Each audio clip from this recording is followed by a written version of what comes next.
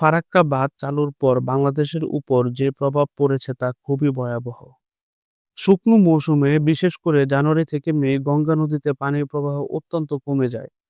এতে করে রাজশাহী, নওগাঁ, পাবনা, কুষ্টিয়া অঞ্চলে খরা ভয়াবহ আকার ধারণ করে।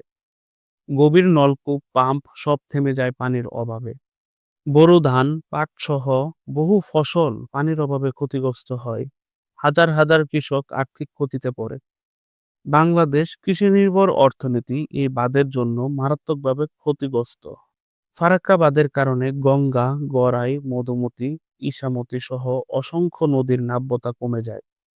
কোথাও কোথাও নদী ধ্বংসপ্রাপ্ত হয়ে শুকিয়ে গেছে।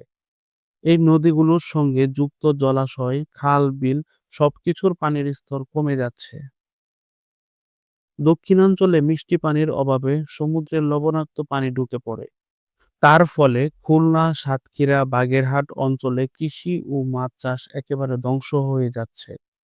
শুধু তাই নয়, পানির লবণাক্ততা জনস্বাস্থ্যের জন্যও হুমকি।